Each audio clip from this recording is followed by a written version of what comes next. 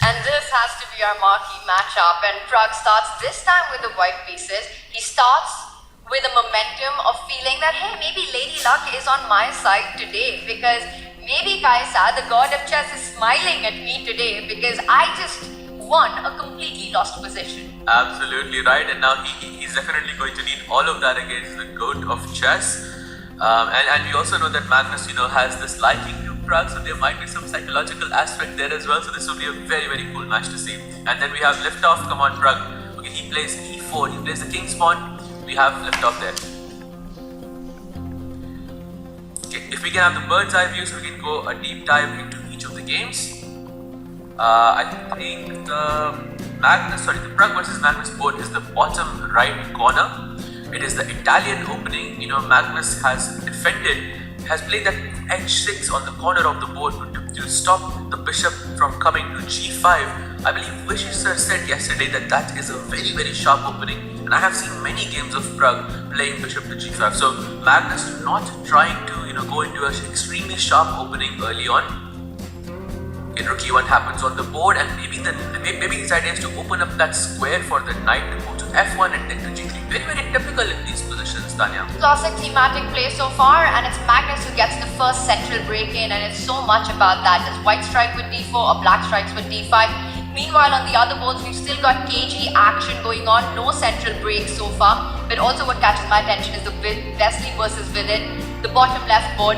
Vidit's going all out on the king side. He's managed to push h6, g5. He gets his knight towards the opponent's king. So that's going to be a fun battle as well. And then the other board that I want to draw your attention to is the top right corner, and that's Arjun versus Notterbeck. Arjun in the mix as well in the standings. True, absolutely true. And it's still not clear. The position seems fairly balanced for now. If I go bishop takes d4, what's happening, Tanya? This is the big question, because bishop takes pawn, you've got bishop takes knight. He first trades on e8. Tanya, that's you found that really fast, I have to say. Okay, can I go knight takes e8 or should I go queen takes e8? What should I play? Well, if queen takes rook, then you can take the pawn on d4. You will have to recapture on b5, and then are you happy with this pawn structure? I'm not so sure, which is why I think Magnus recaptures with the knight. A lot of trades are happening. So Magnus says that I don't want to rupture my pawn structure, but temporarily you can have an extra pawn, but that pawn on d5 I feel is going to get taken soon. Really quickly, Sahaj, here bishop takes pawn was not possible because after king takes bishop, suddenly the queen is overloaded. You don't have time to pick up the bishop.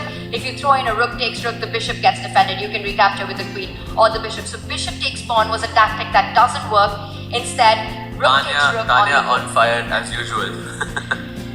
And we've got some more moves. So right now Pragg has an extra pawn, but I'm hesitant to call it a healthy pawn, simply because one is being attacked right now. This bishop looks like a beautiful piece.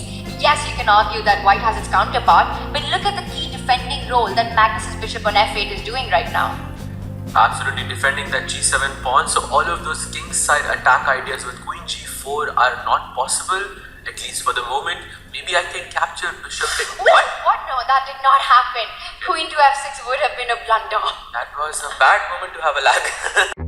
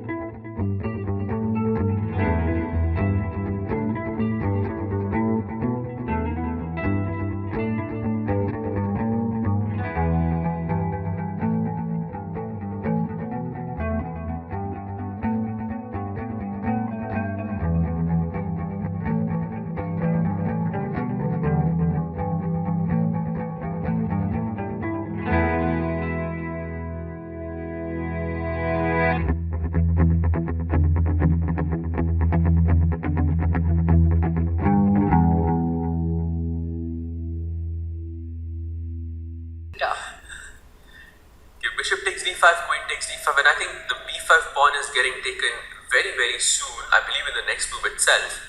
So this Is match, attacked, b5 is attacked. he plays queen b3, and I think he just takes and goes knight b5. And do the players agree to a draw, or because it's Magnus, he just continues playing? Last time we checked in, don't go into an endgame with Magnus seemed to be the advice. I wonder if Magnus will play on and how ambitious he's feeling about his chances right now. I just want to point out that, this is a beautiful structure to have against a dark squared bishop. You take away the key activity, you're not allowing any targets. I think for Pragg, he's going to try to break on the king side at some point. True. However, I do like Pragg's chances a bit more because those pawns on the king side are great, but they can also be something to target in the future of the game. I feel because Pragg's pawns are all placed on the light squares and they are placed ideally.